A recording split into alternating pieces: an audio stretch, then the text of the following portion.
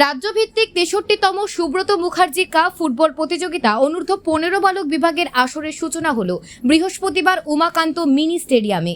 ৮টি জেলাকে অনুষ্ঠিত হওয়া তিন দিন ব্যাপী আসরে উদ্বোধন করেন রাজ্য ক্রীড়া পর্ষদের সচিব সুকান্ত ঘোষ।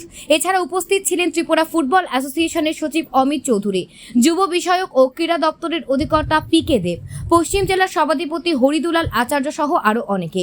প্রতিযোগিতার উদ্বোধনী ম্যাচে মুখোমুখি হয় পশ্চিম জেলা খুমপুই একাডেমি ও খোয়াই জেলার পাড়াকলক উচ্চতর মাধ্যমিক বিদ্যালয়। খেলায় ৩ থেকে ১ গোলের ব্যবধানে জয়লাভ করে পশ্চিম জেলা। ত্রিপুরার যে খেলা হচ্ছে, এখান থেকে একটা টিম ন্যাশনালে যাবে। এই পুরো প্রোগ্রামটা কিন্তু ত্রিপুরা ফুটবল অ্যাসোসিয়েশন করছে। এটা ত্রিপুরা স্কুল স্পোর্টস বোর্ড ওনারা করে থাকেন। ত্রিপুরা ফুটবল অ্যাসোসিয়েশন আন্ডার 14 কাজল স্মৃতি ফুটবল টুর্নামেন্ট করেন। তবে সেক্রেটারি সাহেব যে কথাটা বলেছেন যে আগে যে জৌলুস ছিল এখন সেই জৌলুস নেই।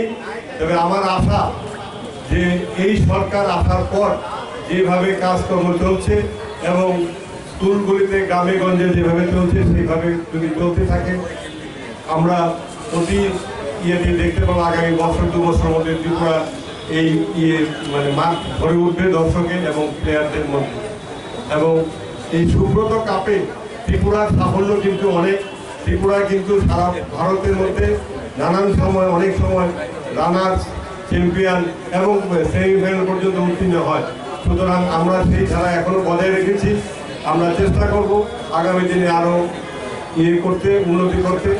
আজকে খেলার মাঠে বেশি কিছু বলার নেই।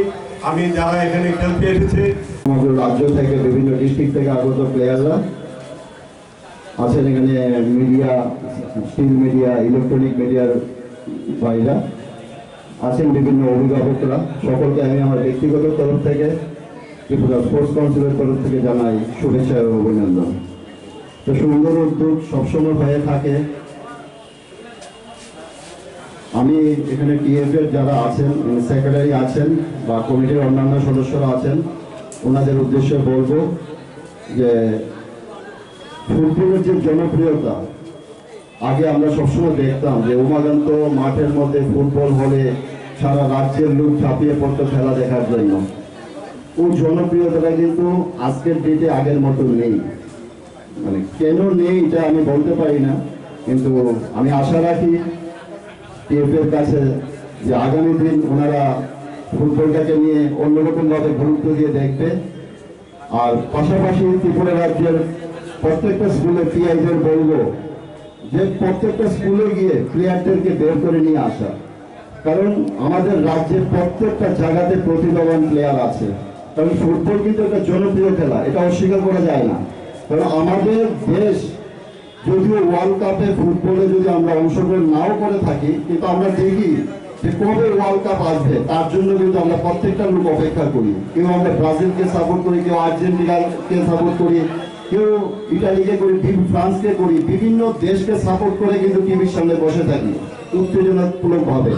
কারণ অপেক্ষায় থাকি ফুটবল আসবে। আর ফুটবলের জনপ্রিয়তা সারা বিশ্বের মধ্যে এখন সর্বশ্রেষ্ঠ জায়গায় দাঁড়িয়ে আছে আমি মনে করব।